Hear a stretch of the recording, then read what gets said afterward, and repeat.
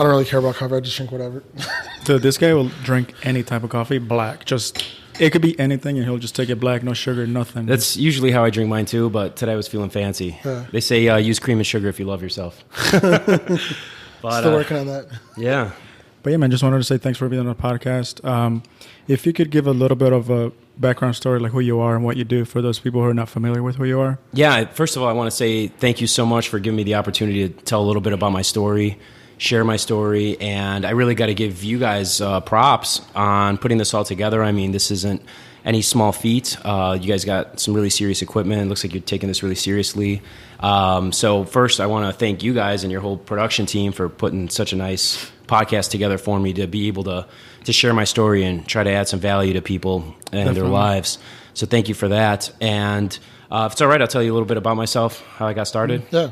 So my name's Vito Glazers, and I'm from Chicago originally.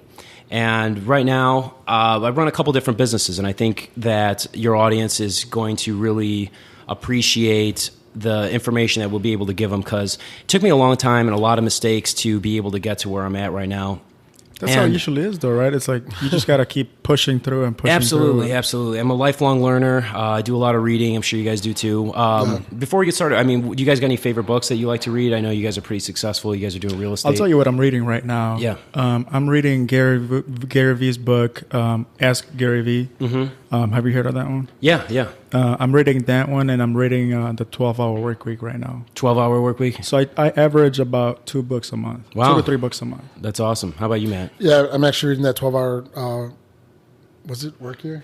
Obviously not reading it. I'm reading it. I don't read the cover. But yeah, it's cool because it teaches you how to year. be organized and structured and, get shit done and be more productive and execute, which is something that I need, more help on. But yeah, I'm also listening to a bunch of different podcasts, like, real estate podcasts and stuff like that. Well, you guys got to check out my client's podcast, Beta 2 Boss, facebook.com/Beta 2 Boss. Title, man. Thank you. Yeah. That's my friend Chase Harmer, and he's a really successful guy. He's an awesome guy, and he's all about sharing and value. So sorry to plug another podcast on your podcast. What about you, though? What's your favorite book? So ask that question. I got, unfortunately, I don't read a lot. So right now, I'm actually reading the Bible from beginning to end. Believe it or not, it's a mission. I'm on page 600.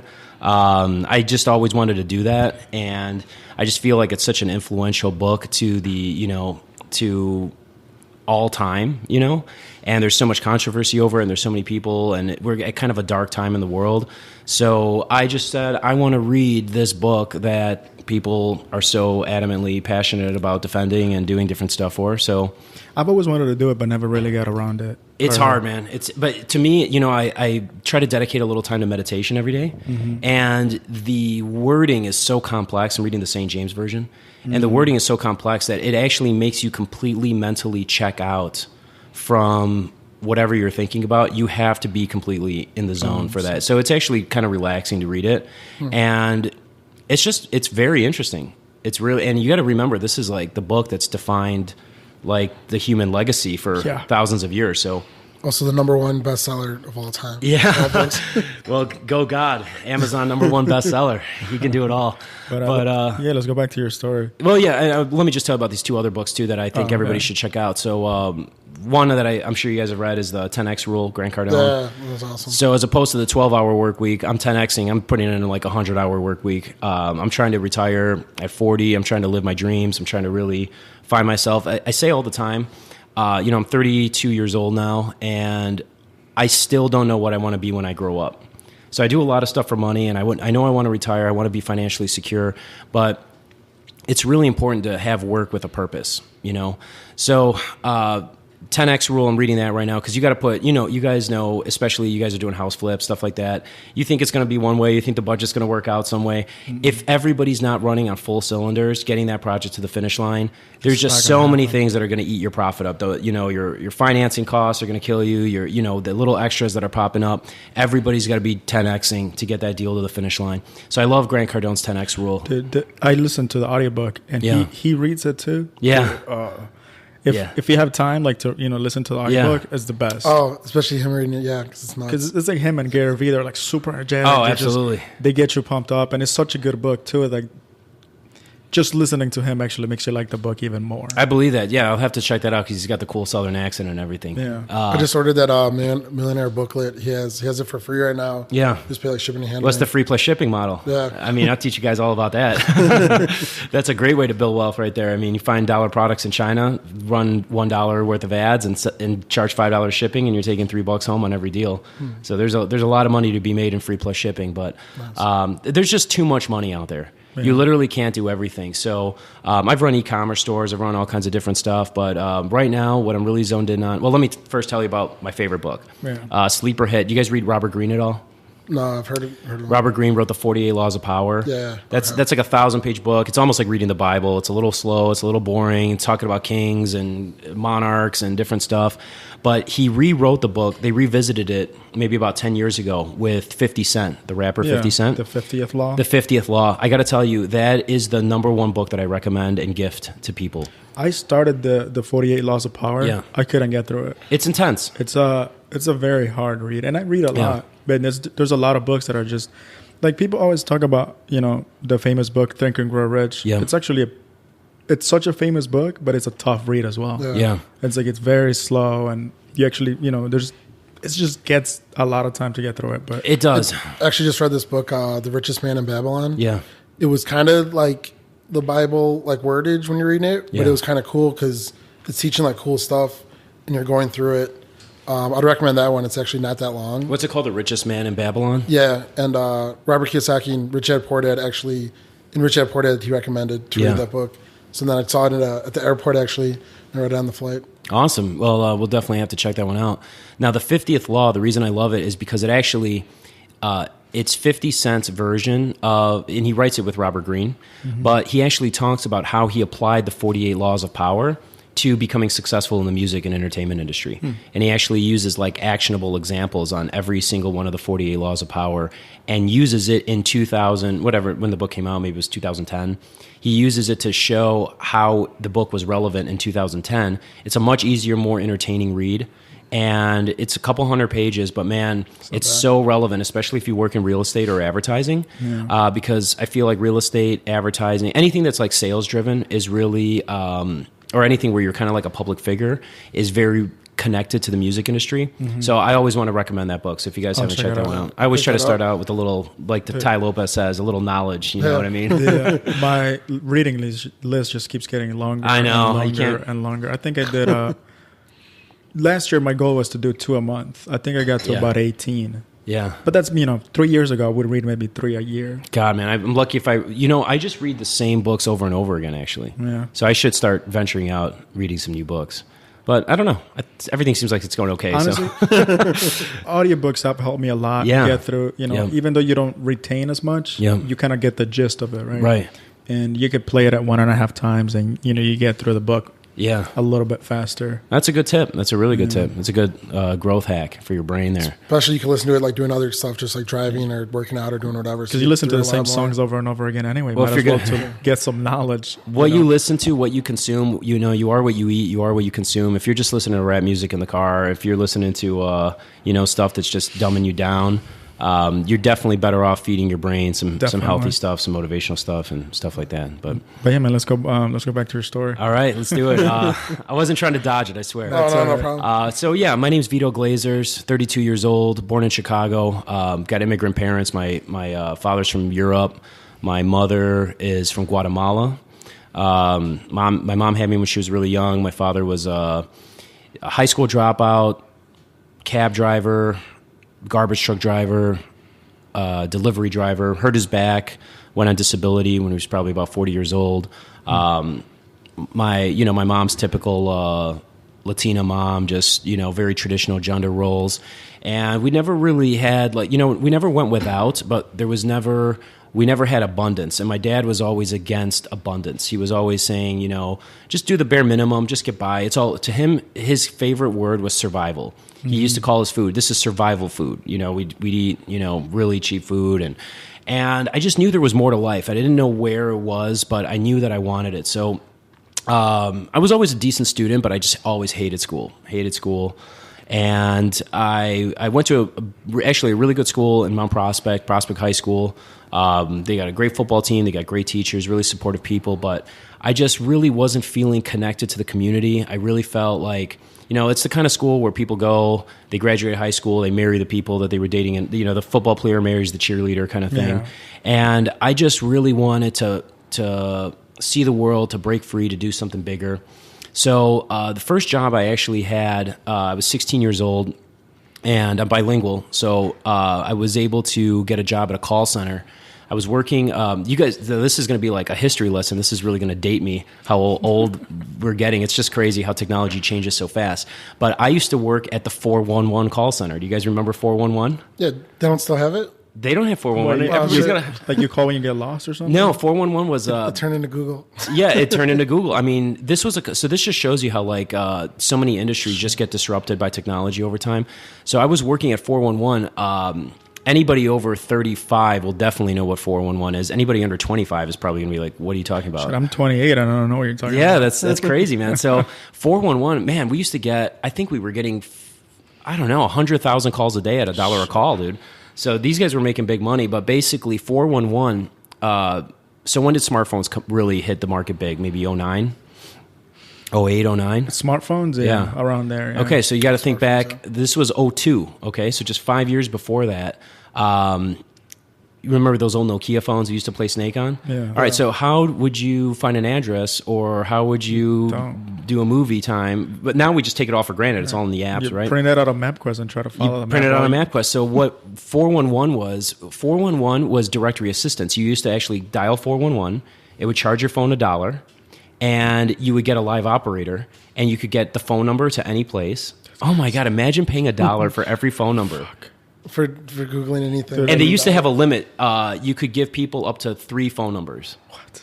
So people would call and be like, I need the phone number for Harold's Chicken. I need the phone number for the AMC movie theater on 87th Street. And I need the phone number for my kid's daycare. Dude, they're just raking in cash. They used to make insane bank. And they were getting paid referral fees on all the restaurant reservations and movie times, too. Nice. Something static in there. Yeah.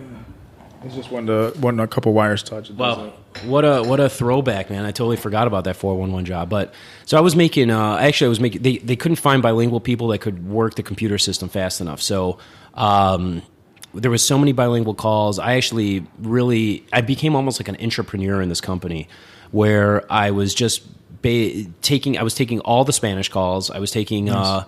I was helping them redevelop their technology system.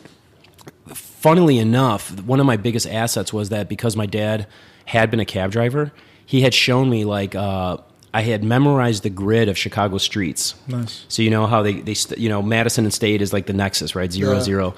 So then you go from Madison, Washington, Randolph, Lake Street, Fulton / Kinsey, Hubbard, Illinois, Ohio, Huron, Superior. Yeah. I miss Grant. Well, Grant's on an angle. But you know what I'm saying. So the crazy thing is that I knew those streets so well that, and then the 100 blocks. So everyone's got like 100, 200, west, east, south.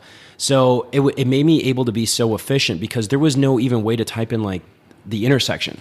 So if somebody was like, I need something that's at like, it's at Huron and State, or it's at 87th and the Dan Ryan, I'd have to look at it, and then other people were like pulling out the maps and stuff like that. So because I knew the streets literally top to bottom, all the way from Cumberland to 129th Street or whatever, wherever the city ends over there in Calumet City, because of that, I was able to actually, I could fly through these listings when people called. So I got like every promotion possible in this call center, and I was making, really good money as a teenager, working after school. And I got to the point where I made like a living wage as a teenager, and that gave me the ability to kind of leverage things. I didn't even really want to go to college. So I was always kind of like an artist, and my dad had pretty much told me my whole life, he was like, you're not going to college. We're not paying for it. Just get ready, be a laborer, do something, find something. He actually there was a discount grocery store called Butera. You guys remember Butera? No. And he used it, Certisaver.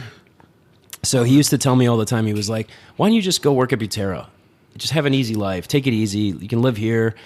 Unlike other parents that are like, why don't you just move when are you moving out of the house? Go to college, get a good job. He was the opposite. He was like, do the bare minimum. Just survive. Just survive. He's like, take it easy. Don't stress yourself out. I've already been in the world. It's been hard to me, you know, like just chill at home and we'll have a couple beers in the yard. And it was that kind of environment. So just become a townie of Mount Prospect. Become a townie. Yeah. And I mean, it's hilarious because my dad is like, he was like a local celebrity because he wouldn't drive. He didn't have a car.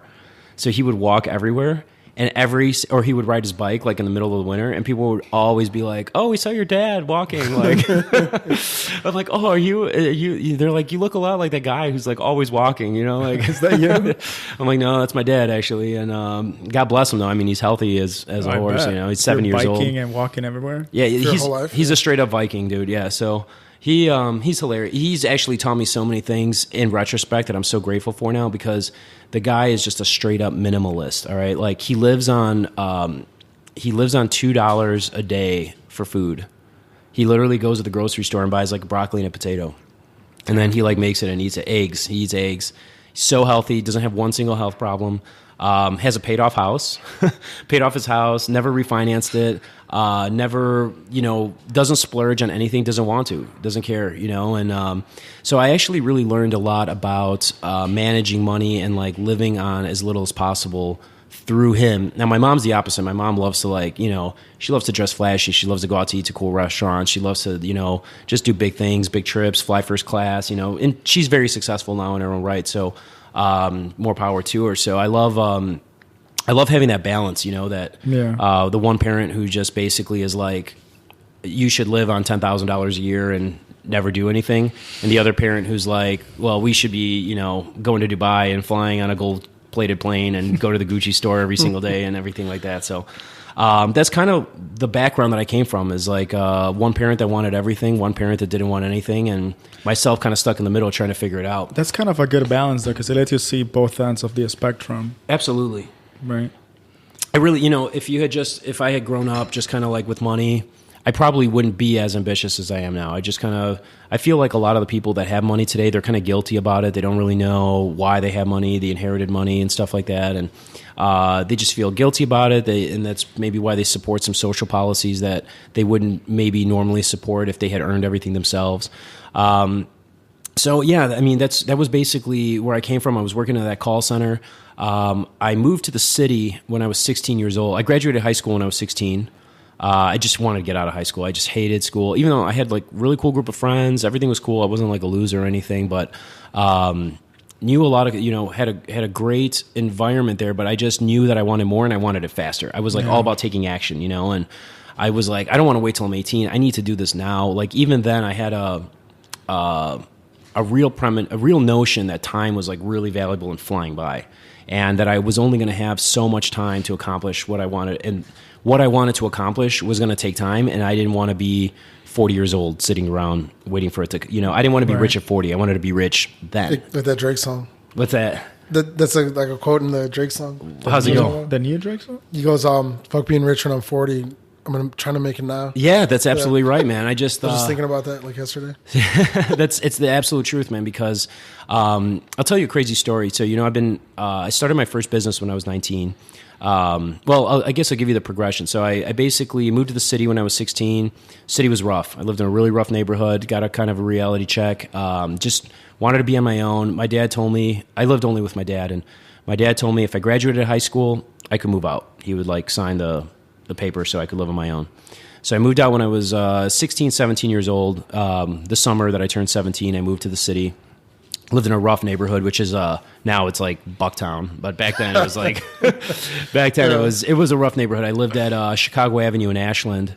It used to be called East Village. It was a Ukrainian village. About now we're talking 16 years ago. It's like all brand new. Yeah. Oh man, houses now. I lived in like a broken down crack house 3-flat with 2 gangbangers. But now it's probably going for probably $1 million. Oh man, that lot alone is worth $1 million. Actually, I just drove by it the other day, and they tore it down, and it's like a $2 million single family house now. But that I remember. I mean, I used to run home from the train. There was like these Puerto Ricans that used to like chase me around over there and stuff. Like it was a rough neighborhood, man. It was a hard time. But I kind of worked my way up, and I slowly worked my way north on Ashland, and I moved to I moved to Ashland and Division, which was also kind of a rough neighborhood then. And then I moved from Ashland and Division. I moved up to, Ashland and Division still has the Wig store and the Boost Mobile. And that's how you know when a neighborhood used to be rough. When they got the prepaid, the Americash loans, the Wig store, the fast food place that doesn't make any sense randomly over there, in the middle of the brand new Chase Bank and the high rises and all that stuff. You can tell in the past 20 years there was something rough over there. So I just kept moving north, and I actually ended up I went to Columbia College. I was studying, I really wanted to be in the music business. I always saw myself in entertainment, and that's why I'm attracted to, people that are doing podcasts and cool new media stuff now. And so I went to Columbia for a year. Man, it was the worst experience of my life. First of all, the teachers could care less about your success. That place is a straight profit center. But I did meet one teacher, Arvis Averett. Arvis Averett, I love you, man. If you ever hear this, you're the best teacher I ever had in my life. So I'm not really a huge advocate for college if you're not going to be a doctor or a lawyer or something really specific. I think self-education, you could take that same amount of money, but put it into some real estate, put it into a business. And one thing that I actually tell a lot of people now, and I'll tell I have a 3-year-old son. I'm going to tell him this when he's 18. If he wants to go to college, the thing is, student loans are the only loan that you can't get out of in a bankruptcy. It's like an anchor. It's a straight up anchor. That can ruin your life for life. You cannot get out of a student loan. If you're going to take a 100G risk, I would rather, unless you really are called to be a doctor or an attorney, to be those things, you have to go to school, you have to study, you have to go through that system. But if you want to be a business person, I would just tell my son, I will co-sign for you on a 100G credit line. And you go give your business your best shot. If it messes up, we'll just file for bankruptcy. We'll start over in a couple of years. You know what I mean? If you go to college and you mess up, because at 18 years old, you don't know what you want to be. Or you go for psychology or you go for finger painting or whatever. People are going for degrees now. Tuba.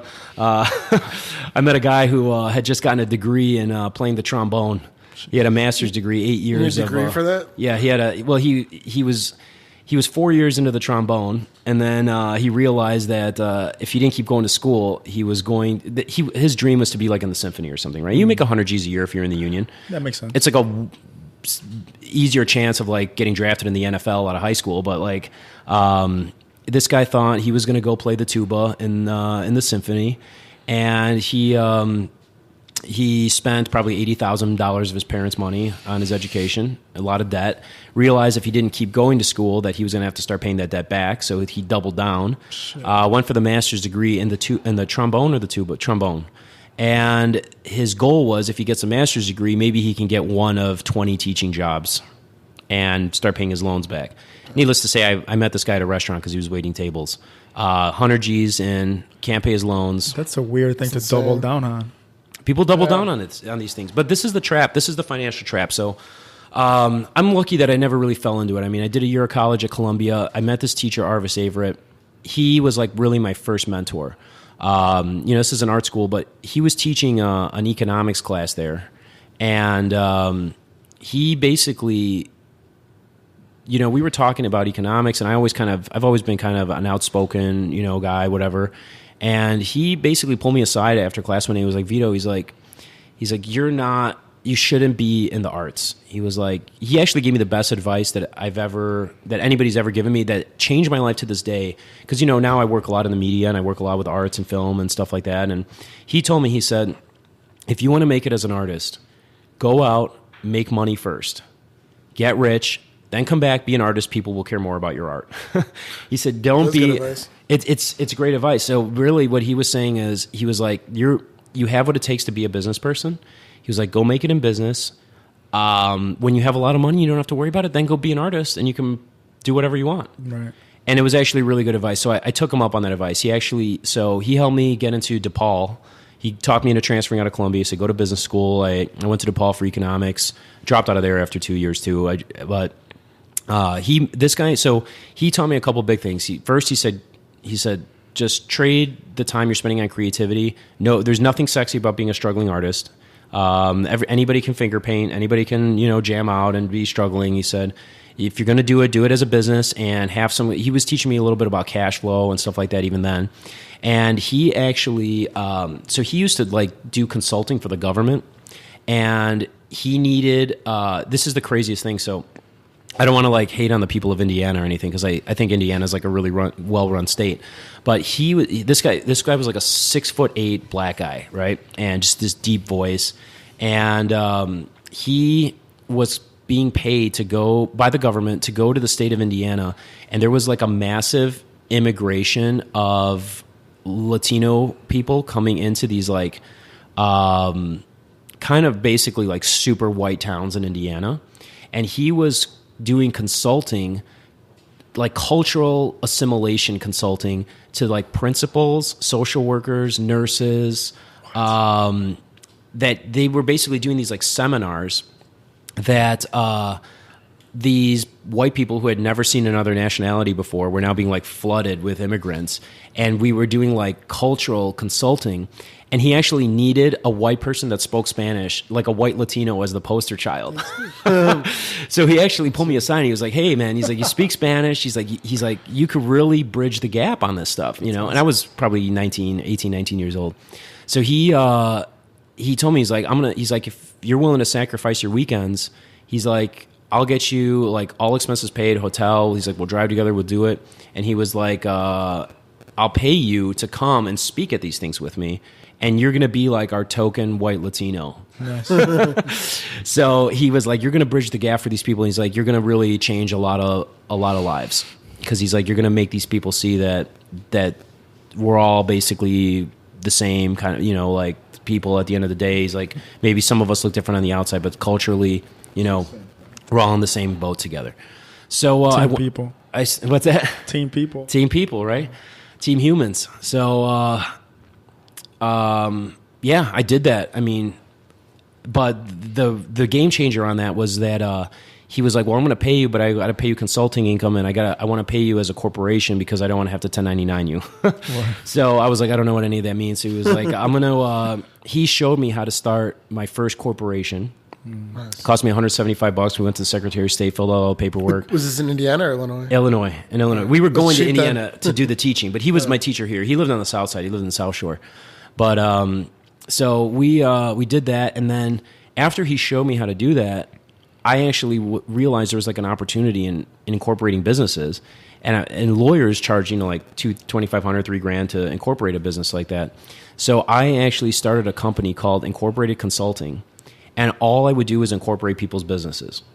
I incorporated over 100 companies for people within the first year. And I was charging like half of what the lawyer would charge. And I was people's registered agent. That was my first, I was 19 years old, just started that business. He just taught me one skill, which was literally how to open the company. And I ran with that. I was like, I'm going to open companies for other people. I was opening companies for like grandmas. Like I was selling people on why they needed to open a company. Nice. I mean, we did use a corporate creations company for our first business. Yeah. Now they got it. Now they're on the internet. This was like, I didn't even have a computer then, you know? Yeah. Just word of mouth. Yeah. So I just, actually, you know what I used to do is I'd go anywhere that had like those boards. And I'd be like, start your own business, $499, that kind of thing, like all fees included. And just put all those little tabs at the tabs, bottom, or you rip it off. I put the tabs, and then I got business cards, and then I started doing, when people bought the corporate kits from me, I would sell them the business cards, and then I started buying them from Vistaprint, and then I made a relationship with the printer. And next thing you know, I had like a stable income coming in from incorporating businesses, which was like, you know, skip the law degree. Yeah. So I did that, and then I also I worked at the Board of Trade. I was a Series 3. I got licensed as a Series 3 commodities broker. I was one of the youngest people over there opening accounts, but that was crazy. That was a crazy time. I'm not even going to talk about. I don't want anything about that on the record. But let's just say it was a party every morning, 6 a.m. People were getting down pretty hard. We were working the phones. That was basically like a straight up boiler room telemarketing job. I would spend half the day calling strangers, getting them to send our company money, and then I'd spend another quarter of the day losing their money. Basically, even if they made money, they were losing money on fees.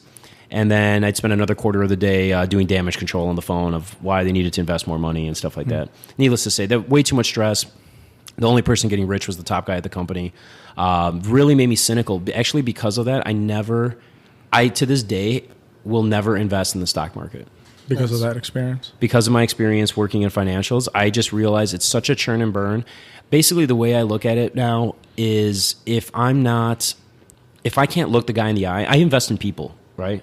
So if I can't look somebody in the eye, if I can't see the CEO, and if I don't know him personally, I don't know his intentions, I don't know what he's doing, I will not put money into somebody that I don't know personally. Like I invest in businesses, I invest in people, I invest in myself. But why am I going to give my money to some stranger on Wall Street who's in his office blowing lines up his nose, like screwing his secretary? You know what I mean? Wolf of Wall Street style. Wolf of Wall Street style. These are the people that America's just handing their money over to. And granted, a lot of them are responsible, but then look at the news stories. How many of these people just don't care about their investors, and you're just going to hand your hard-earned money over to these complete strangers that are professionals at screwing you over. I don't, obviously the stock market's doing well and the stock market's high, and I think people do need to invest in different stuff, and there's something for everybody. But to me, I don't believe in investing in the stock market. That's my thing. That's why we're huge real estate advocates. Yep. It's tangible. Yep. People don't just take your fees off your money. Like you make money, yep. You make more than the stock market. Yep. It can't go to zero. Like there's, it can never go to zero. The bricks are always worth something, right? Yeah. Or even the land, And the land, yep. They're not making any more land, even though there's a lot of land. So, I mean, I don't want to bore you guys with the long story because I'd love to talk about real estate because I love talking about real estate. I was just going to ask you that. How did after that, how did you end up getting into real estate? So actually, around that time, when I quit the board of trade, I got in the mortgage business. Mm-hmm. Everybody was killing mortgages. Again, I was bilingual, so I was doing really well. Was this around the 2005? Right before the bubble, yeah. So I had I was a partner. Time. Oh man, we were crushing it. Pay option arms, reverse amortization, everything. Right. So even though I always sold it ethically. It was up to people to do what they wanted to do with that. But you guys remember the pay option arms? 1%. I watched The Big Short. I saw how it was blown up, yeah. So, we basically, I partnered up with a guy who, to me, I thought he was like old. And now in retrospect, he was like 25. And I was like maybe 19, 20. We opened a little mortgage shop. Man, we were just crushing it. He actually started building mansions around that like Bucktown, Westtown area. He was like the first guy doing it. Man, this guy was building mansions for 400, 500 G's. No, damn. That's super cheap right now. It was crazy. He was really good at what he did. He actually ended up losing a lot of his money. He moved to Georgia. Now he's just kind of living like my dad, like living the chill life. He's got 3 kids. He's married to a teacher. He's like, he's like, my bills are 2 G's a month. He's like, I don't stress out. He's like, I just go hunting in the woods. And to each their, I really think that success and wealth are really defined each by their individual. To me, I never. It's relative. Yeah, from 20. So after the mortgage company, I used to define like wealth and success completely financially. If you do that, you will go insane because there is always going to be somebody making more than you. There's always going to be somebody who's born into a better situation than you. For a self-made person to say like, I want to be the richest person, it's realistically almost impossible. You have to be so politically connected, and it's like a combination of luck, circumstances. Or you got to be a savage like Jeff Bezos. Yeah, you could do that, but even that is like winning the lottery almost. It's like, who's to say that there isn't like? It's almost like the music business. Like think about how many qualified musicians there are, and then the ones that make it. It's really not always about the quality of the music, or the quality of the business I'm sure there's people that are smarter than him, faster than him, better at business than him, better ideas that just weren't in the right place at the right time. Maybe they had a child that they made the priority. Maybe their grandmother got sick. It's really all about how ruthless do you want to be and how committed to your vision do you want to be. To me, that's not wealth. I don't want to sacrifice my family for money, because you don't take it with you. Right. And so to me, I look at a guy who says, I'm happy and I'm living my dream. And I look at low bills and owning a lot of your time as being a form of wealth that I think is really cool. Time is the most valuable. Time is the wealth now. To own my goal is to go back and own my time. So basically we went from the mortgage business. We started building the houses. We got into the development business. We were building single family homes obviously the market boom crashes, right when we're holding $2 million in debt. Guy files for bankruptcy, moves to Georgia, lives a chill life. That's why a lot of people can't make the comeback. It'll humble you real quick. Humble you real quick. At the time, I met a really good friend of mine. He was also working at a different mortgage company, and he had really started getting into the internet marketing business. Mm-hmm. So he actually moved to Panama, and him and his brother We're building all these relationships in internet marketing. We saw it was kind of like the next big thing, right? We were like, wow, this is pretty awesome. So we all got into it together. I wrote out the mortgages as hard as I could. They built the internet company up. And then I kind of jumped on as like business development, business structure. I really knew a lot about like business structure, stuff like that.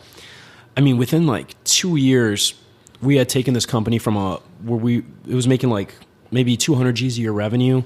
We were doing 50 to 100 G's a day. Just from basically strategic, we really became like the dominating factor in that internet marketing niche. Before it really got big. And then we kind of had like a little falling out. We all had like moved to LA and we were like kind of young kids getting a little crazy, early 20s. And I mean, my friend at the time had like 7 cars and like, 22 years old. It was like, we were a little out of control, but it was a lot of fun. And then I really wanted to get into more like the mainstream advertising online. So I moved back to Chicago and I started this mainstream advertising company. And this is really where I feel like I learned a lot, but I wasted a huge part of my youth. I basically, everything from 22 to 28, all my friends were like traveling the world, having fun. I was just on the computer making money. 12 hours a day, 7 days a week, 16 hours a day sometimes. I mean, the true grind, right? And I consistently made 100 to 200 G's a month, consistently. Never invested one penny of it. Wow. Had over $1 million cash. I mean, if I had just put that money into real estate and stuff like that, but I was so cynical about real estate because I'd seen the big collapse happen. That would have and been the perfect time to put down. Oh, dude. Everything was on sale. Brother, I almost bought this place in Miami at the Marquee building. You guys ever go down to Brickell? No. Miami? Oh, it's awesome down there. I was going to buy it. It was a foreclosure. I was going to buy it off this baseball player. And 500 G's for this unit, okay? Duplex on the ocean. Brickell, hottest neighborhood. I was like, oh man, 500 G's. That thing's never going to be worth more than 500 G's. Just sold for 1.8 million. Shit.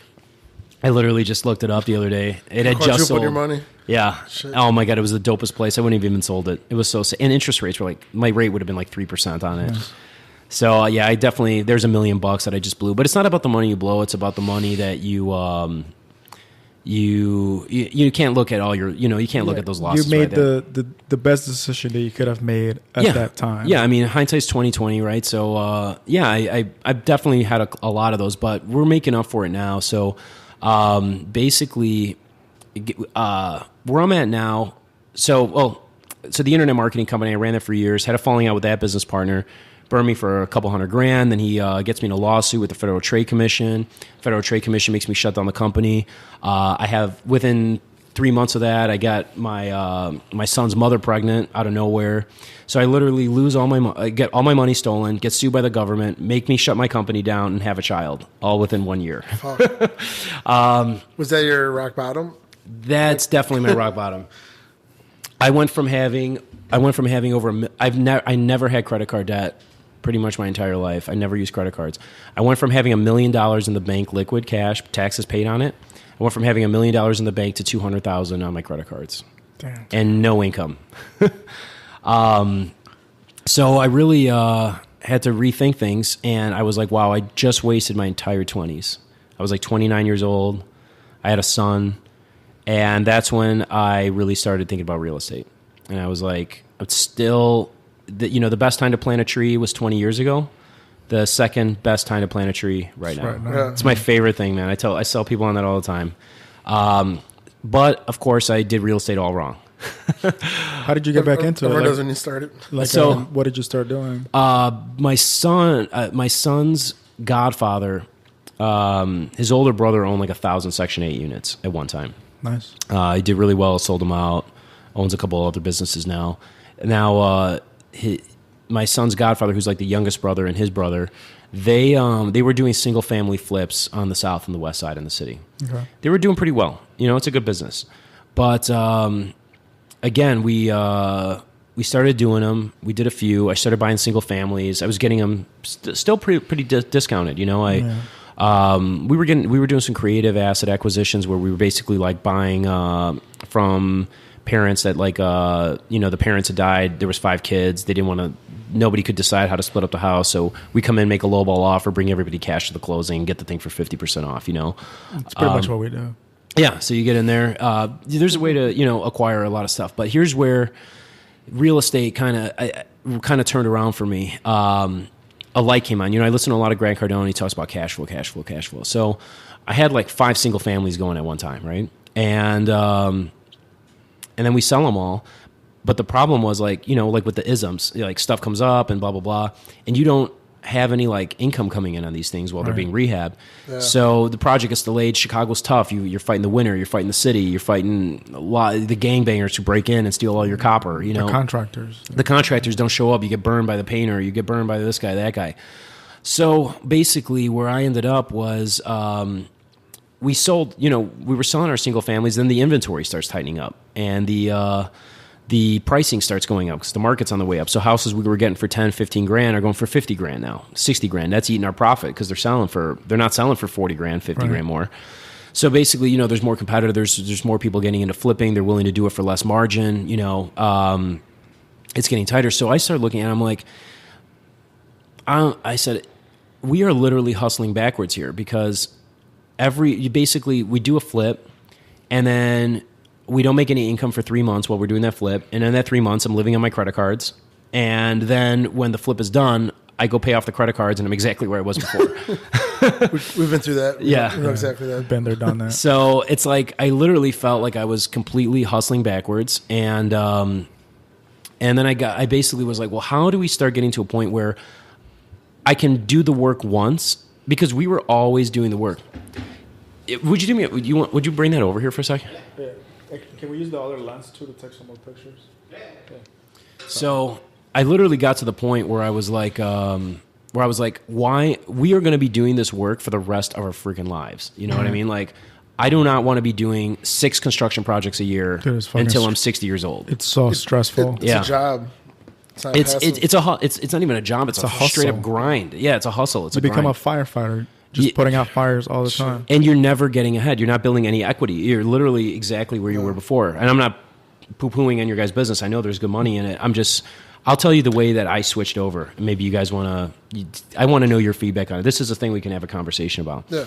So basically, I started looking and I was like, well, if we buy apartment buildings, it's just as easy to do 6 kitchens as it is to do 1. Once the guy's there, you knock him out. These apartment buildings, first of all, they're higher barrier of entry because not anybody, but anybody who wants to get into it, they're going to start with a single family.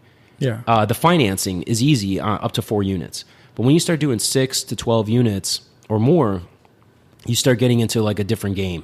But isn't it better to get financing for those because it's all asset-based and not... Yeah, I was going to say it's easier to get financing for 5 units and up, commercial multifamily. Oh, it depends. Well, not distressed assets, right? So here's basically the formula that we got into is that because they're not financeable until they're rented. Right. But when they're rented, the bank looks at them as a business instead of a liability. So if you really think about it, a single family home is just like owning a car. Would you mind Here, I'll take it. Thanks. A single family home and investing, would you like some more? I'm good.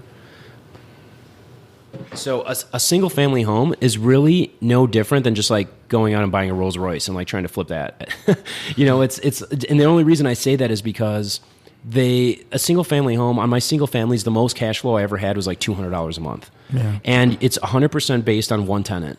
And when you have the multifamily, you basically the math that we were doing is we would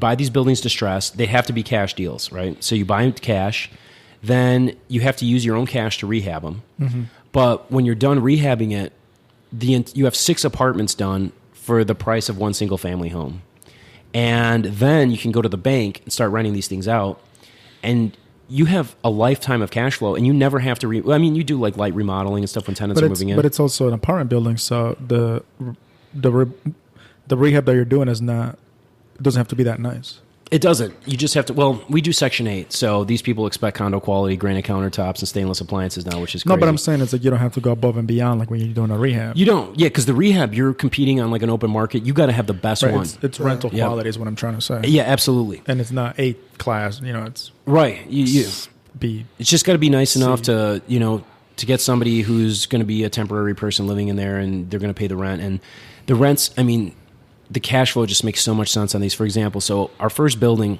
we borrowed $100,000. Mm-hmm. We bought a 6-unit apartment building for 90 G's. We on the building, we found a lender that was willing to give us another 120 to rehab it just against the building. So we're in it for what, $220,000, right?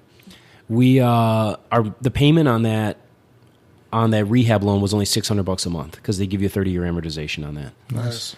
So we're paying $600 a month to rehab 6 units. We knock out all 6 units. We're in it for we ended up going $30,000 over, so we're in it for like $250,000, let's say. The building, as soon as it's done and rented, is worth $400,000. Think about that. That's only 80 G's a unit. Right. That's nothing. The units rent for on the low end, $12,000 a year per unit. So you're looking at close to $80,000 a year in cash flow. Yeah. $80,000 a year in cash flow on $250,000. It's a no-brainer. So that's why we switched over to the apartment model. 30%. Yeah. It's well, if you don't have a loan, you make you have a 3-year recapture time, and then it's a lifetime of profit. Right. To me, we're not buying buildings anymore. We're buying income.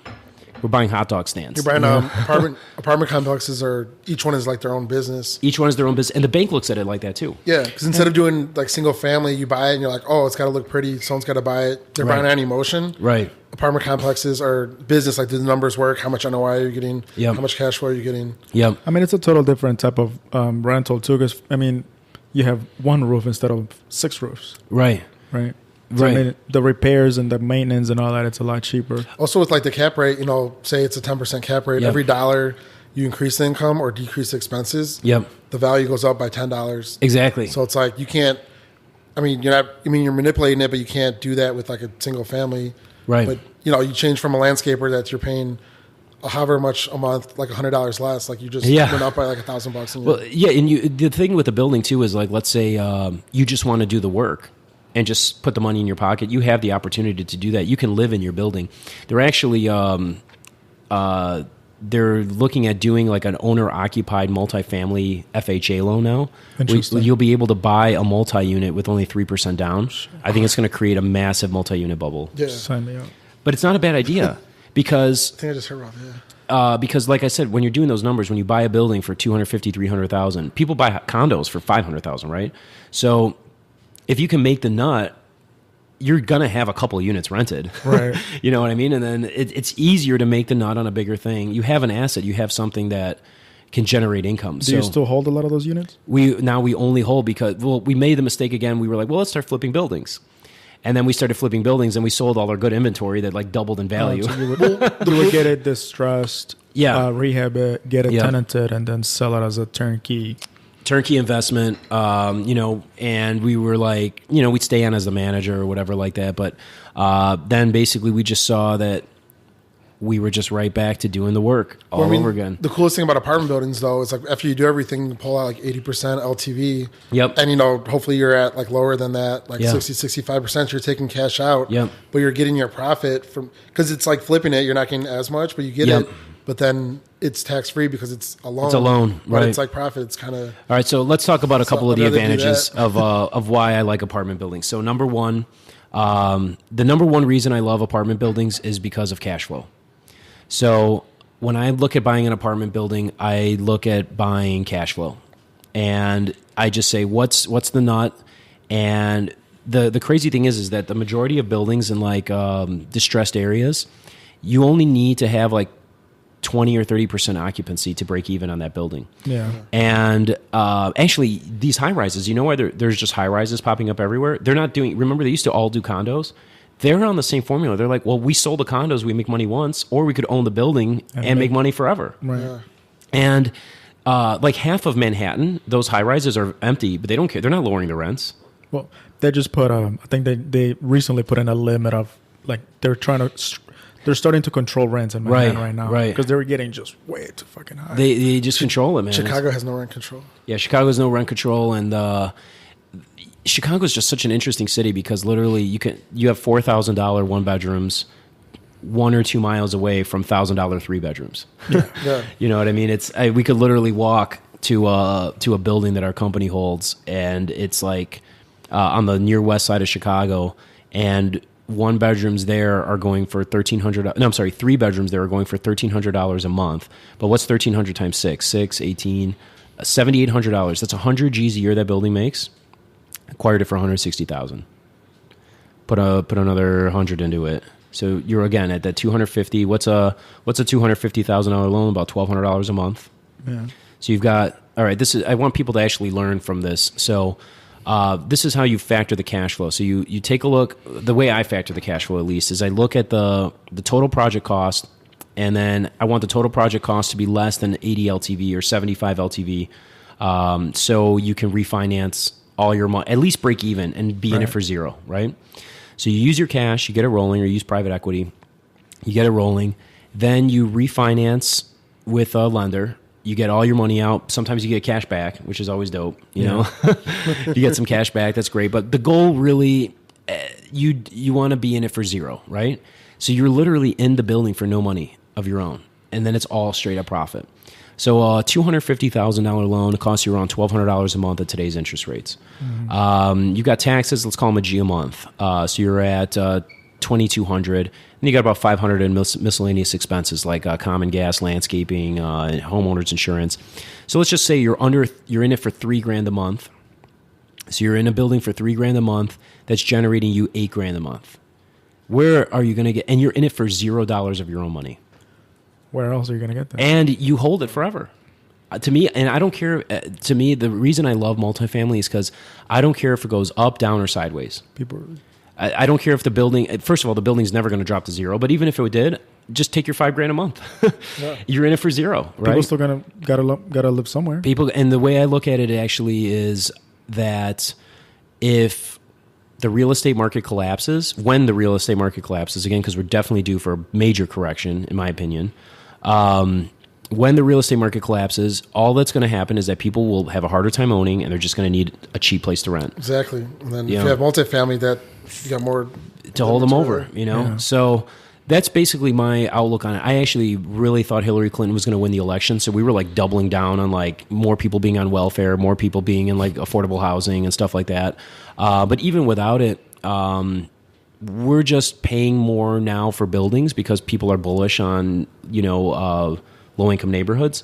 But as long as the cash flow works, and here's the thing I also like about, so besides the cash flow and besides the, lowering the risk and besides the fact that loans on multifamilies don't go on your personal credit because they're looked at like a business loan, which is awesome.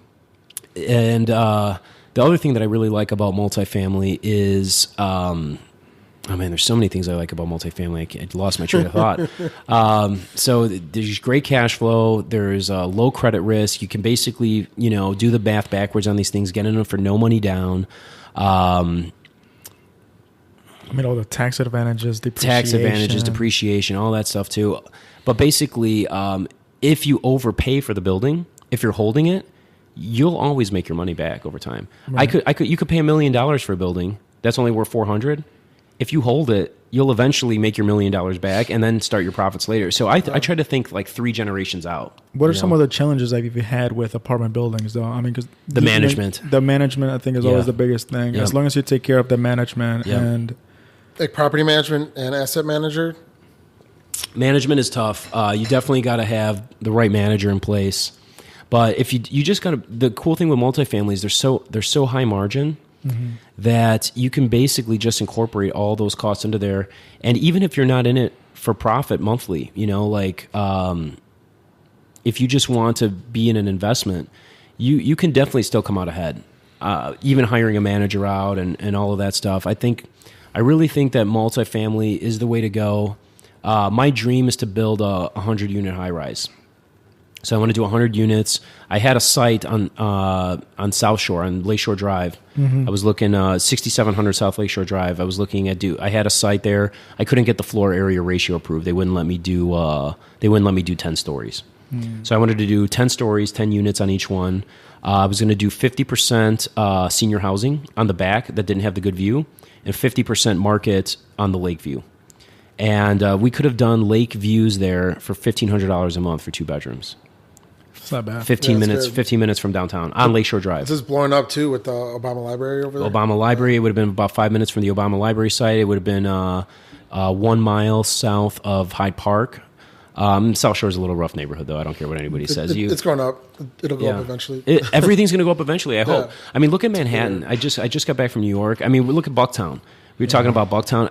I was just talking to my neighbor in the elevator the other day. Literally, he was saying he bought buildings 20 years ago at Ashland and North and Damon, and he was saying, he was like, how is this ever going to get nice again? Sure. How is it ever going to get nice again? How is it possible? You know, and it just does, because does he still own them? He still owns them. I mean, he's a gazillionaire. You could just tell the guy's just loaded. So, my advice to people is, if you want to get into real estate, at least get into a 4-unit. At least get into a 4-unit. What do you guys think about that house advice? hack. So that's actually what we did. Where we got a 3-unit. Or 3-unit. 3 units is a good start. We lived in one floor, rent out the other 2. I mean, I haven't paid rent in 3 years. Or housing payment. Because it pays for itself and covers all expenses. So I'll say that's the first thing to do, especially if you have a job, like a good W-2 job with income, that you can get qualified for that with because you can get an easy FHA mortgage, on a 4-unit. I'd say that's the first thing you do if you want to get into real estate investing. Then I think they cap you out at 4 houses or properties. And there's some out there that I heard cap at 10. Okay. But I'll definitely get your first 4 like that. Then you have income coming in. So then if you want to quit your job and get full-time in real estate investing.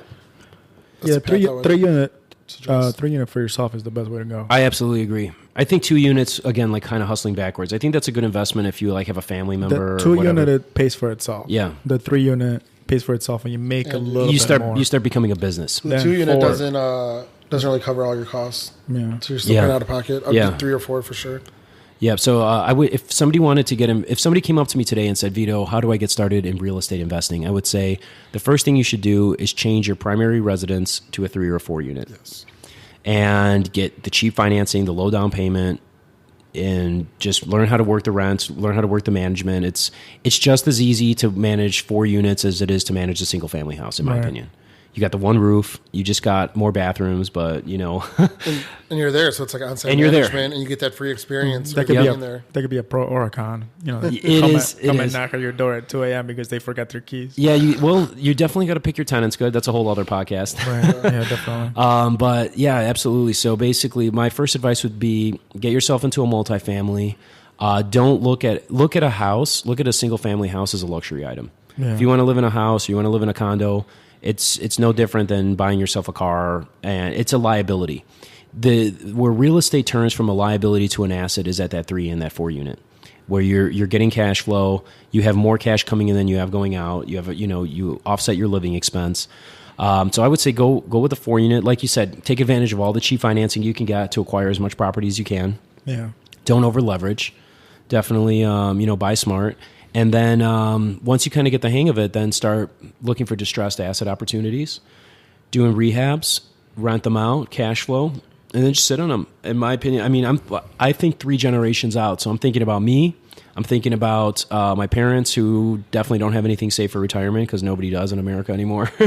And I'm thinking about my offspring, my child, and what's he going to do. So when I look at apartment buildings, I basically... I would think, okay, we get them rolling now. I can control them. The rents are going to go up. The neighborhoods are going to improve. There's only so many people who can afford $4,000 1-bedrooms, right? Like city life is going to become more and more in demand. More people are going to move. There was like a giant exodus out of the city. But now people are with the traffic and everything like that. People are moving back to the city in droves, Things like Uber help a lot. Right, because you don't need to have a car in the city anymore. You don't. And I've talked to a lot of people, and they actually save money by Ubering everywhere than having a car. Because in the city, you got to account for, like car payment, insurance, repairs. You got to account for tickets, I don't know, but most people Boots, don't put that in their budget, but you got to put Yeah, that but you in got to your put. I put $200 a month in my budget for tickets. Straight up, I'm getting 2 a month. Parking. There's just so many expenses that come to that. Yeah. And I think something like Uber is actually helping people move back into the city because they're able to not have a car and still be able to get pretty much just about anywhere under maybe $10 a ride. Yeah, absolutely. And actually, even cheaper with the Uber pool. Yeah. You can really get around. One time I got from Monroe and Canal to Logan Square for like $3. Yeah. We said a guy get from Evanston to Gold Coast with $4. Wow, really? But these guys are losing money on that stuff. But right? Well, not really. I mean, if you got 3-4, it's a pool probably. So if you got 3-4 guys paying $4, the guy's still making $15 an hour, $16 an hour. Yeah, you can't lose.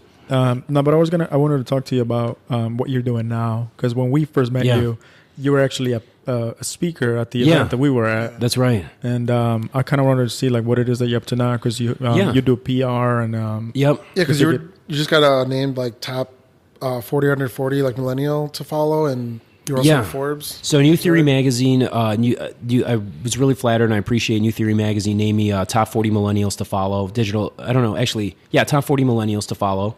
And then in 2018, and then Forbes recently named me one of the, they quoted me and interviewed me as one of the top digital entrepreneurs 2018. I was talking a lot about personal branding. And this actually ties back to real estate. So here's the thing. So, we've been talking a lot about real estate investing and it's like the magic cash. How do you get, I'm just kind of throwing it out there like, you just take your 100,000 and then you just like take your other 100,000 and then you refinance and you get all your money back and you're in it for nothing. But people's biggest problem is like, well, I don't just have 250,000 laying around. So, and we're talking about like, well, just buy yourself a 3 or 4 unit. But obviously people need to have income. So I was named top 40 top 40 people to follow, top millennials to follow. I was named top digital entrepreneur. So obviously digital entrepreneur isn't real estate related. And I was named, actually the Huffington Post referred to me as the next Donald Trump. And this is, I don't think they meant it as a good thing, but maybe they did. It was kind of a neutral statement. The reason they said that was because I do a lot of real estate, and I'm known for, doing real estate, getting people involved in real estate, speaking about real estate. But I'm also really heavy in the media. And Trump's two big things are like reality TV and real estate, pretty much. So that was basically what they were saying. They were like, that article came out about a year ago, but they were saying, Vito Glazers is this guy, and he's doing reality TV, and he's like working in new media, and he's putting out radio and podcasts, and he's like entrenched in the media, but then he's also like kind of known as this real estate guy too. So I think that's where they came up with the analogy, but I hope it's not because of like they think I'm like crazy on Twitter or something. But are you? I think I'm pretty tame on Twitter. I don't know. I like to get a little edgy sometimes. I actually had my top tweet from that kind of got like a little virality. It reached like 10,000 people. I made a joke about Bitcoin, and I said if someone's a vegan who does CrossFit and also invests in Bitcoin, which one of the three do they talk about nonstop first? I like that. So it's kind of true, right? I couldn't tell you. But there's like this meme, because my cousin's a vegan. And I don't have anything against it, but it's just funny to kind of make fun of because they talk about it so much. Mm-hmm. There's like this meme where someone goes in the bathroom, there's like 20 stalls, 20 urinals, and one guy's at one, and the guy comes in, walks all the way like next to him out of all the 20 stalls and goes, "I'm a vegan." Guess what? I'm a vegan, and I'm really into CrossFit. And have you invested in Ethereum lately? I mean, have you guys seen the numbers on this? So I don't touch Bitcoin. I'm really like I'm one of those people that's really laser focused. And I know it sounds like I do like a ton of different things, but they all fall into two categories. I do new media, and I do very specific multifamily real estate holds. Yeah. I mean, I feel like you also have to be kind of multifaceted or have multiple businesses. Well, let me tell you. Multiple streams of income. Yes, you do. And let me tell you how I've broken it down now after my 10 years, 15 years of making mistakes. The media, I'm still at a point, I'm not rich, right? So I don't have enough money to live off of my money full time. And even if I did, I still want to be contributing and doing something with my life, right? And I like doing speaking. I like empowering people. I like talking about, I do like a lot of lobbying work. I do my father's rights stuff. I do, lobbying for the cannabis industry for credit card processing and legitimizing that and stuff like that and different kinds of businesses that I'm involved in. But they're all in two categories. One, and this is how people have to think. this is how you're going to break your 9-to-5 model. There's nothing wrong with doing a 9-to-5. In fact, a lot of people the entrepreneur revolution of the past 10 years where everybody's a CEO. I think you're doing more of it. There's a lot of people that could do better being a part of another organization. And that's what I call, instead of being an entrepreneur, where you're CEO of your LLC, and you're just a one guy on a computer and you're I'm CEO of Advertising Digital LLC, right, or whatever. First of all, you can't be a CEO of an LLC. So that's the first mistake people make. And you also can't be a CEO and be the only employee. Then you're just an independent contractor as far as I'm concerned. But those people that are making $30,000 a year just trying to make it on their own could maybe make $100,000 a year being what I call, instead of an entrepreneur, being what I call an intrapreneur, where you're kind of like an entrepreneur within another organization and bringing ideas to life within a bigger infrastructure, and you have the support and you have the cash flow and you have the being a number 2 or 3 or 4. There's no shame in being an entrepreneur and delivering great value and making your claim that way in another company. So I think that's where I break up my two businesses. Is I do the media stuff and then I do the real estate. Now, and this is how people have to start thinking. I trade time for money, and I trade my time for as much money as possible.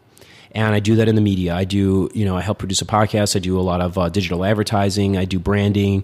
I do a lot of consulting on different kinds of advertising campaigns on television, radio, online. I think I bring a really unique perspective because I did start as a creative. So I use advertising as kind of an ability to express myself creatively, connect with people, create a emotion, change the world really. But to me, instead of running that ad network that I used to run, where I was I used to make $100,000 a month, I didn't save any of it. To me now, I make as much money as possible trading time for money as an advertising consultant, mm-hmm. right? And I run my media business and I sell PR, I do reputation management, I do all those different things for people that give them a lot of value, but that has no residual. Then I take the short-term money and I invest it in my long-term plan. And my personal long-term plan is real estate. My specific, we were just talking about, I really like buying 6 to 12 unit, cash flowing apartment buildings that meet certain criteria. And eventually those buildings will offset the media income to where you don't have to do that anymore. I wouldn't have to do that anymore if I didn't want to, even though I do it because I want to, I enjoy it. So I think everybody needs short-term cash flow. And those could be your flips. I think if you wanted to be a full-time real estate professional, you should be doing flips for cash flow, or flips for your short-term cash flow, and investing your profits from your flips into buildings for your long-term cash flow. Definitely. If you wanted to be all real estate. If you're a doctor or a lawyer, or you have another talent that you could trade time for money for, or you just have a 9-to-5 job, maximize your 9-to-5. There's no shame in working. If you want to get away from the 9-to-5, you got to be building some kind of residual income. And so, if I was going to do stocks, I would only invest in dividend-paying stocks. Bitcoin, the reason I hate it is because appreciation isn't a cash flow strategy to me. Right. No. So when I talk to people, I'm like, well, how are you going to live off your Bitcoin? And they're like, well, it just goes up every month, and then I just spend the profits. I said, well, it doesn't. You can't live off that. You're speculating. You can't just be a speculator for the rest of your life and just be like, well, I'm going to live off this $1 million, and it's just going to go up 30% every year forever. That's not a cash flow strategy. So I've actually told a lot of people, take your Bitcoin, buy cash flowing apartment buildings, have some income, diversify yourself. Take some of your Bitcoin profits, put them in cash flowing apartment buildings. So to me, that's the secret. Is you got to have short term. You got to think about your short term money, the money you need for your bills today, and having money to invest. And you got to master that. And then you have to be constantly putting aside into something that delivers some kind of residual. I think if I were to do it all over again, I would have kept my job. As a design engineer, which is what I did before real estate. Get a 3-unit apartment built, a 3-flat, live in one, rent out the 2. Have that, pretty much use that money from that, and then buy another building. Yep. Using my income from my job as as the collateral for getting a mortgage or whatever. Absolutely. And then just keep growing it like that. Yeah, organically. And there's no shame in it, and it's there's no shame in that, and it's actually a lot easier, and you can actually sleep at night. Than you know how it is having 3 or 4 flips going on at once, and it's a nightmare. It's rough. There's a couple of things I want to address that you said. Well, first of all, just so Ricardo knows, usually we stop at the hour, but I like the conversation we have, so we're gonna keep going. So you said like if you're a doctor or a lawyer, for someone you make really good income, but you have no time to leverage, start a side business. Something I really haven't seen a lot. Like there's actually 4 different types of currency. There's money, which everyone thinks is the only one. Right. There's time, which you trade money for dollars. If you're an employee or like a business owner, you trade time, or you can leverage other people's time. And then there's knowledge, and then there's relationships. So you can use any one of those 4 to make money. So if you're someone that's in like a high income job, you have a lot of money, you probably have good credit, but you don't have really a lot of time at all, and you might not have knowledge about real estate. Right. So those people can actually partner with people like someone who just, for instance, us or anyone else that's just been taking in all this real estate knowledge, and they know like all this real estate stuff, but they, someone starting out might not have like money, but they have like a lot of time. So those are kind of partnerships that work, where if someone provides the money and the credit, someone's out there willing to hustle and go like look at all the properties and do all the groundwork. That's like a good partnership, and that's maybe somewhere like a lawyer or doctor wants to get started, they can find someone like that, and vice versa. Yep. Then later on, if they wanted to do something else or they wanted to leave their job, they can do that once kind of someone else helps them build something up. Yeah, and actually, real estate really has to be a team effort. It's not a one-man show. You got to have, I think 2 is kind of the minimum for a team. Yeah. And I think a 4-person team is really like the strongest team. So our team right now is we have 2 people basically on the money side. And then we have 2 people on doing like admin and like management and construction. That's our core team. And if one person had to do working with the bank's a full-time job once you're getting into the banks. Working with the property management's a full-time job, the admin work, all that stuff full-time, and the repairs and the rehab and all that stuff, that's a full-time thing too. I mean, so you got to have there's no shame in partnering up, and somebody's got to be the money guy. Somebody's got to be the worker, and people that don't have the money but are willing to do the work, it makes for a great partnership. Right. And I think real estate is really a collaborative effort to really be successful and grow it. And the thing is, it's one of those things where you can scale it. I think 20 to 50 units is a pretty good place where like a good team of like 2 to 4 could get up to 50 units, and then you got to start bringing more people on. Right. But once you're at 50 units, I mean, you should be pulling in 40, 50 grand a month in revenue at least, Yeah. So, when you're at that point, you can put on somebody at 4 G's a month or 3 G's a month, and sustain the growth, and then go to 100 units and then go bigger from there. So my goal is to get to 1,000 units. That's where I want to be at. Yeah, I actually want to ask you, and then I'll say kind of from our side. Sure. So for your multi-units, for those apartment complexes, where do you get the money or the financing from? Because I know a lot of people with no experience. Yep. That's the biggest thing about getting into real estate. They're like, I don't have money, I got to save it up. Yep. And like literally for all of our deals that we've ever done, we've raised the money 100%, over like $3 million in the last 3 years for, the number of deals. And that's what kind of the excuse they give themselves, because they don't know what they don't know. If you want to go into that a little bit. And then there's basically a couple ways to do it. So one is private equity. So I guess there's 3 different ways to do it. One is find just a financial partner and just give them you could give them a 20% return on that first one if you do your math right. So I would say you could borrow 100 G's from a rich friend. Like Trump says, get a small loan of $1 million from your dad. There's like those new alternative, those credit programs where you can get like 100,000 unsecured flipper funding, stuff like that. The guest that we just had on the podcast, that's what he did. Yeah, he gives those loans. Mm-hmm. So we're about to start doing those next month. We'll be doing about $1 million a month in loans. At 100 G's, a couple points on there, around 8%. So, you got to have credit and you got to have, a little income to get those, but that's a great start. You borrow the 100 G's there. And then the other thing is, I guess, I would definitely not recommend like maxing out all your personal credit cards. So yeah, you got to either do the business lines of credit, or you got to borrow it from a private equity partner, that rich doctor who just, wants to take a leap of faith in you. And then I guess the third way would just be hustle it, just save up, just cash money.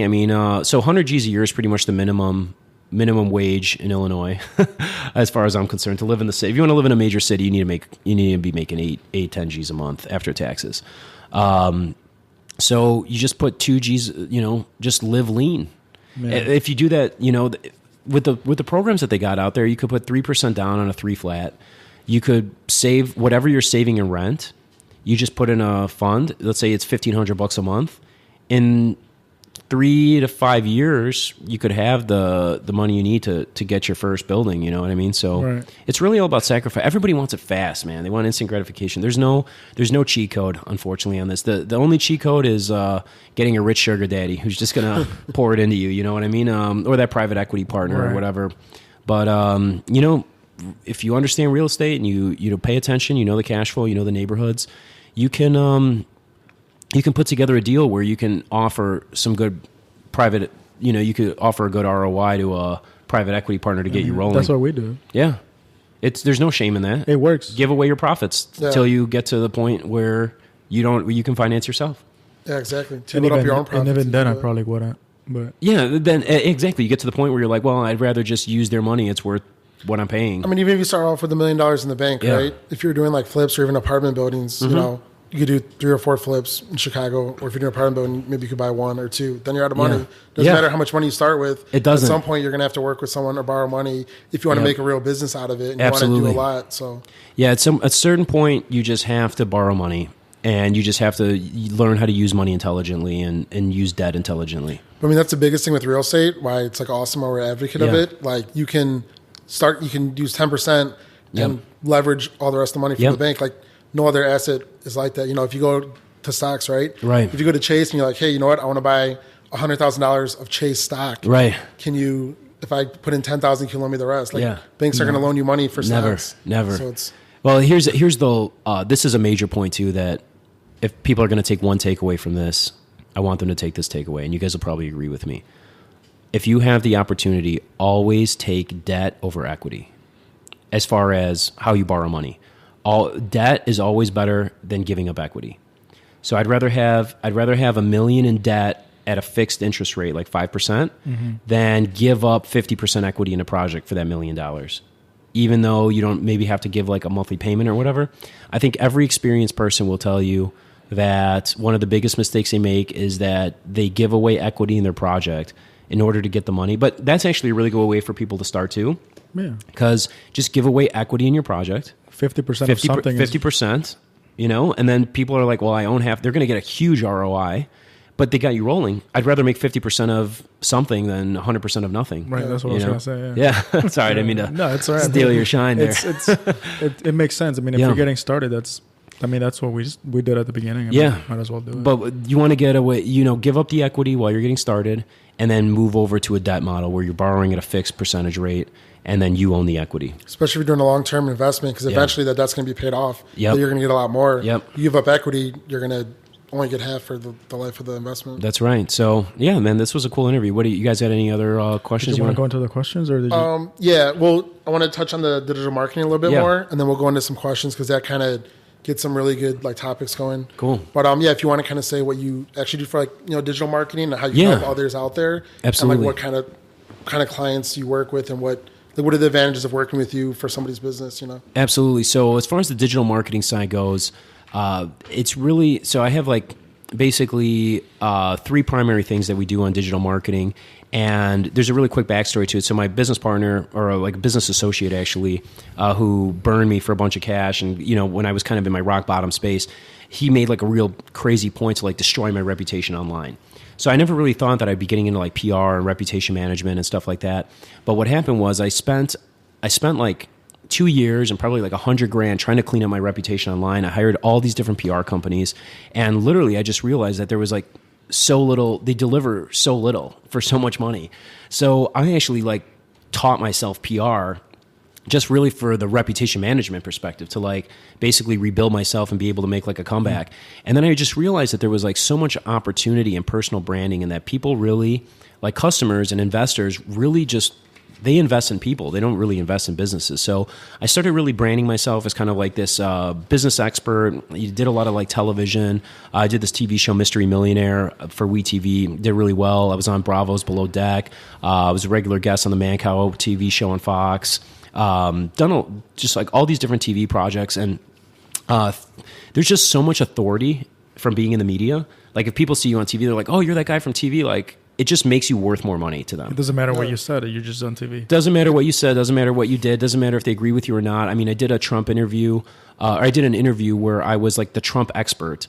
And it reached 100 million households in the U.S. I was getting death threats and hate mail and all kinds of stuff. What does that even mean? It's like a third of the population. What's that? They said a Vito Glazers Trump expert. Basically, they were just like, they said internet entrepreneur who's like an expert on Trump. Like, what the fuck? Exactly. It was just, they couldn't find anybody who was like on his side for the issue. So they're like, this is the only guy that would do it for the interview. They're like, this is the only guy who's willing to take the heat. Wanted to be public about, It wasn't even that I wanted to. I just felt an obligation. I feel like an obligation to speak what I feel is right and challenge people's thoughts. So I went up there. I made a couple really challenging statements. I was like sitting across from the Iraqi general who's like, he was on the one side of things. And I was just like, no, man, you're wrong. Like, but it was an interesting thing. But even though that's so controversial and so many people didn't necessarily agree with me, I closed so many PR clients off of that television appearance because people were like, if he's getting his message out there,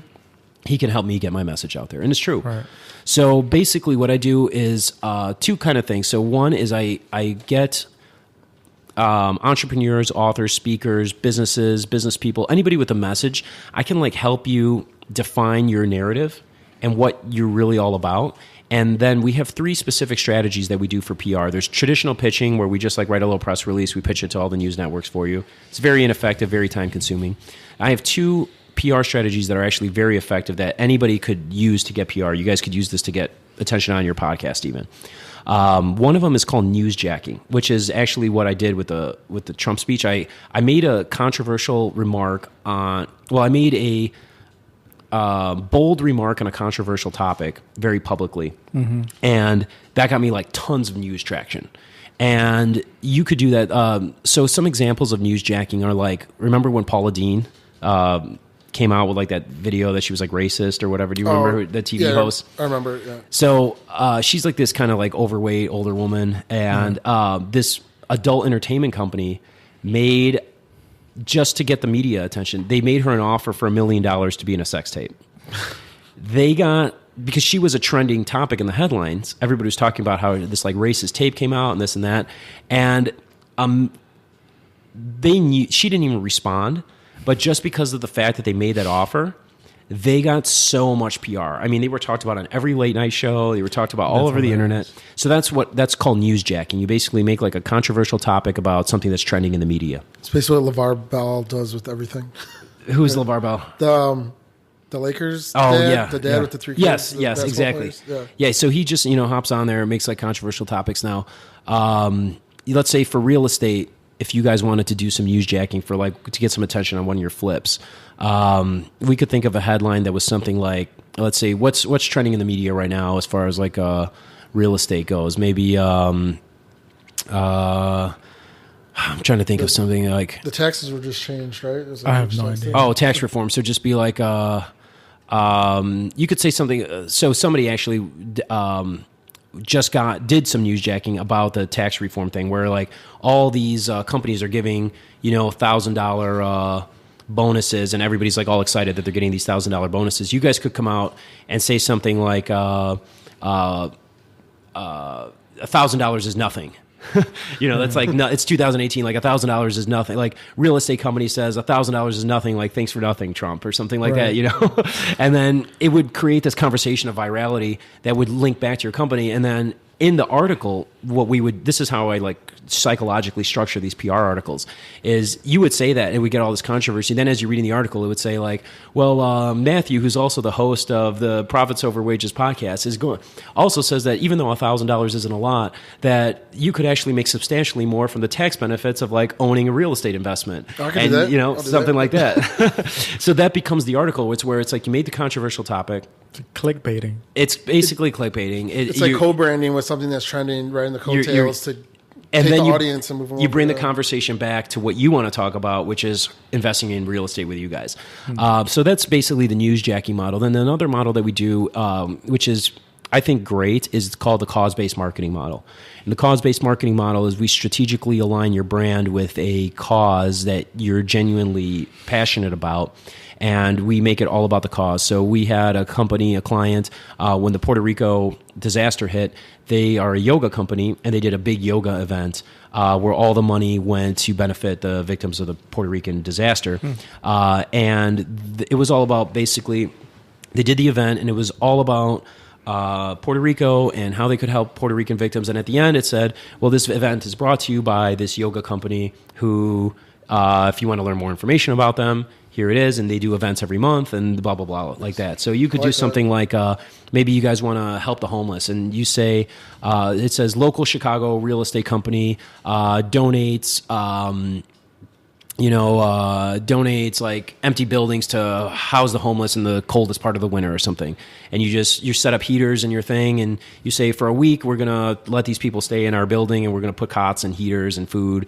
And then you basically, it says like, this local real estate company, blah, blah, blah. They're using their empty buildings to house the homeless for a season, for the coldest part of the winter. And then it goes into talking about, it says, and by the way, House Flippers LLC, they're, known for like doing tremendous housing work and, great rehabs and stuff like that. And so, obviously I'm just thinking of those off the top of my head. If you guys wrote me a check, I'd get a lot more creative, a lot faster. But what was the second one called? The second one that's called cause-based marketing. Okay. You basically strategically align yourself with a cause. So and it doesn't even have to necessarily have anything to do with what you're promoting. So, for example, one of my clients is she sells like 100 G's a month of phone cases online. But she just loves animals. So she just decided that she was going to come out with she was just going to make it an official company policy that she donates 10% of all the profits from her phone cases to the specific animal charity that she's very passionate about. So we called it, we branded her in the media as the Phone Case Queen. And then we said, like, Phone Case Queen starts e-commerce business with a cause. And when you start reading about it, it tells a little bit about her story, how she was really passionate about animals. She was in med school, but she realized that, like, in med school, she was only going to make an income. So she started an e-commerce company. But the passion, her driver for becoming successful in e-commerce was because she wanted to help as many animals as possible. And it talks about the animal charity, it talks about the cause, it brings awareness to that. And then at the end it says, and by the way, if you want a really awesome phone case that's endorsed by all these great celebrities, you can find those phone cases here, and 10% of every sale is going to go to support the cause. Yes, so cool. It's a really cool strategy. Gets, they're feel-good stories. It actually, I feel that it causes the business owners, when we're doing these collaborative sessions, it causes them, it creates like a reaction in them where they really have to think about more than money. Right. And it actually it gives them an incentive to be, to contribute to something more than just their bottom line. Right. And make them think about, we've really helped some people think about things where they're like, I never realized that my company could actually contribute to stuff like this, and how good it made us feel and how much more purpose it gave us. Yeah, I like that a lot. That's awesome. So the cause-based marketing is big. And then we do the reputation management. That's actually one of the next thing I'm going to probably start doing some lobbying for, is I just think there's way too much anonymity online, and it's way too easy to attack people and businesses anonymously online. So I think there needs to be more accountability for that. Obviously, legislation has a hard time, moves a lot slower than technology. Yeah. But, we live in a world where people can say anything they want about anybody online, repercussion free. I see businesses being destroyed every day. And one of the things that we do is using a combination of PR, SEO, and strong social content strategy is we help people define their brands so their competition can't go on there and just write bad reviews about them and write rip-off reports and just say anything they want about them. If that's happened to somebody, we can actually help them clean that up. And then we do a lot of like social media content, social media management, content creation, branding. So if you guys want to like position yourselves as authorities, we would do a combination of, we'd figure out, what you want to be the authority in. We would basically use something like a podcast to help you get your message out. We get you regularly featured as an authority in like all kinds of major news publications like Huffington Post, Entrepreneur, Forbes, Inc., the Today Show, all the major networks, get you on CBS, ABC, NBC, Fox, Yahoo Finance, NASDAQ, Morningstar. We'll get you quoted on there. We'll get you featured on there. So you're basically being positioned as this authority. Then we help you either put out a book, we help you put out a podcast, do a vlog, a video series. And then we use that to basically do a digital marketing approach where then we start targeting your ideal customer, putting your content in front of them, building a tribe around you, and then you become the expert in that niche. So whether you want to be the expert in hard money lending, or you want to be the expert in flipping, or you want to be an expert in whatever, I guess I've kind of built myself into a position of being an expert in like PR and personal branding, because I just did it for myself. And man, there's so much value in it, because when you own a personal brand, it's kind of like the Trump brand. He can do wine, he can do hotels, he can do golf outings, he can do whatever.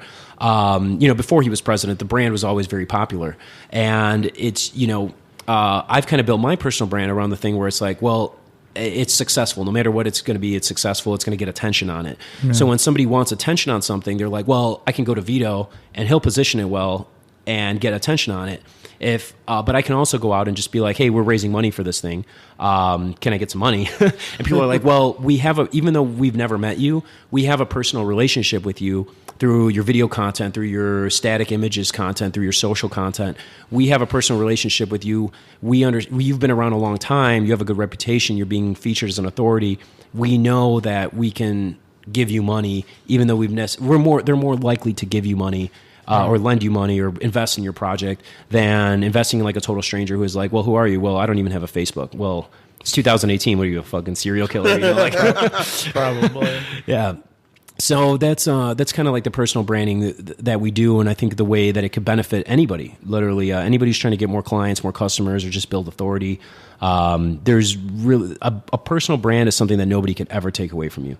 They can sue you, they can take your house, they can take your stuff, but if you have a strong personal brand, you will always, your name is everything, reputation's everything. So I think that we do a really good job of teaching people how to manage their reputation, and then how to position themselves as an authority, target the correct, and like really get hyper focused into what their like expertise is, and then build a tribe, build the authority around that expertise, and make them like the go-to person in that industry. Nice. How can people get in contact with you about that? So yeah, I'd love it if people just contacted me. I mean, I'm really easy to get a hold of. You can contact me at my email address. That's vito@rely.com. It's vito@relyy.com. Or just check me out on social media. I'm at Vito Glazers, literally on every social profile. Follow me on Instagram. Send me a direct message on Twitter, or get me on my Facebook page. We have a contact form on there. Or you can just go to my website, vitoglazers.com.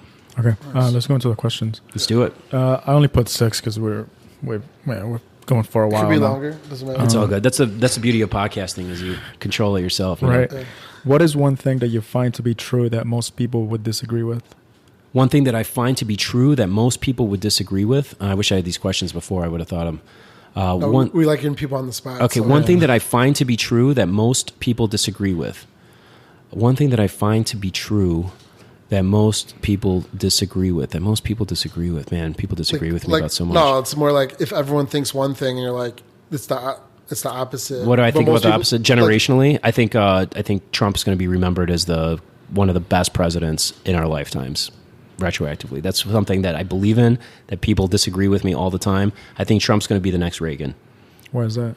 I think that economics is going to speak for itself on the long term. I think that the country had gone so far left. I think that there had been so much influence from foreign nations in the development of our country. One thing that I'm realizing, even just among men that I meet, and men and women, I think there's actually there is a craving for traditional moral values, for society to just kind of return back to maybe not like, I don't believe in like taking anybody's rights away or anything like that, but I do think that I meet women all the time who are like complaining to me that like men have just become like beta males. They just can't find a real man, that like the times have changed. I think there's like a desire for, not everyone, but I think a lot of people are missing like traditional gender roles. I think like women I do think that women should make equal pay and have equal roles in the workplace and equal opportunities if they want. But I think there's no shame in a woman, being like a head of a household or owning her own business or contributing in different ways. I think that people have like come so far away from like the family structure. I don't think there's anything wrong with like a man being, the head of the household and a woman being his partner, and them, doing money differently. I think it's a modern world, but as far as like, this whole like feminist movement and stuff like that, I actually really, I'm going to start sounding like a conspiracy theorist, but I think the whole feminist movement is financed by higher powers that just want to destabilize the family structure, because when people can't rely on their family, they turn to government. It gives the government more power. And it also doubles their tax base from being able to tax just men who are working and women who would be staying at home running families. And now women are being equally taxed because they're forced into the workplace. And instead of like doubling prosperity for people, things have just gotten twice as expensive. So now men and women have to work because they have to work to afford a mortgage, when before it was different. So I really think that like the government's behind a lot of the stuff, or not necessarily the government, but what I call like the powers that be or whatever. You want to blame it on like the Rothschilds and George Soros and stuff like that. But I do think that there's a craving for traditional moral values, for traditional gender roles, to an extent. Again, not like I said, like I don't want to take anybody's rights away. I don't want to send anybody back as far as like choices, that if somebody makes the choice that they want to be a certain way, then I think we should definitely have the freedom to make those choices. But I don't think that there's as many people as the media portrays that want this like crazy liberal free-for-all, in society where like people are basically becoming like 40 and 50-year-old children still, and not taking any responsibility for themselves, not owning homes, not having children. I think a lot of that is government policy in play. I mean, if you want to look at like the way that courts treat fathers, it's just insane, like how quick they are to alienate fathers from their children. It's crazy. So I do think that Trump is because he's not financed by these foreign nations that are like trying to influence the country into basically becoming weaker, or kind of fitting the globalist agenda. I do think that a lot of the stuff's going to turn around. I do think that it's to the benefit of our nation, and I think it's to the benefit of our society. And I actually think that it will be remembered positively when people are looking back on it. I think a lot of the fake news and a lot of the tweets and stuff like that that's all going to go to the wayside. It's just noise. And the actual economics is going to be studied, and the societal impact. And I think that it's going to be looked at very powerfully and beneficially. That's really interesting. But a lot of people won't agree with that right now. So that's what the question is about. But do you have a favorite failure? Is there one that set you up for a future success? Favorite failure. Favorite failure. Oh, favorite failure. Man, I failed so many times and so many things. The favorite failure, so hard to say, man. Let me think about that for just 1 second. I know, and and obviously I'm sure everybody says this, like after they record the show, like as soon as the microphone goes off, I'll be like, oh, I wish I'd said that one instead. Favorite failure, I mean, yeah, definitely. I mean, we just talked about that Miami property. Could have bought it for $500,000, could have sold it for 1.8 last week. That was a big failure. And just think about all the tax money I could have saved too, being a Florida resident. That's a failure. Another favorite failure. Almost all my favorite failures are not buying real estate. Literally every failure that I made was not buying something. But I'll tell you one thing that I have zero regrets about is I do not care that I don't own any Bitcoin. That's also a controversial statement. I'll never own a cryptocurrency. I have no desire. Okay. Why do you do what you do, and what gets you through the tough times? Well, my son definitely gets me through the tough times, and he's also why I do what I do. He's the one who got me thinking like about 3 generations. The Chinese, the Jews, like a lot of different major ethnic groups that have a lot of success. They think 3 generations at a time. You got to think about your generation. You got to think about your parents. You got to think about your kids. Or some of them think their generation, kids, grandkids. You got to be thinking 3 generations at a time. So my son is my motivation for everything. I want him set up. I don't want him to struggle financially. I want him to be able to have the financial resources, not to be spoiled, but to be able to make his own decisions and to be able to follow his own paths. If he inherits the buildings, then I want him to say, well, I'll keep managing them, or I'm going to sell them and I'm going to invest in this other thing. Maybe that's better for that time. And we can't predict the future. But he's definitely my motivation. And then why do I do what I do? Because I felt the reason I really got into the reputation management and the PR stuff and the branding is because I felt the pain of what it's like to be attacked, what it's like to be cyberbullied, out of business, basically, what it's like to be harassed online. And I like to be able to give people the relief of being able to fix a problem that's like so unjust and so hard to fix.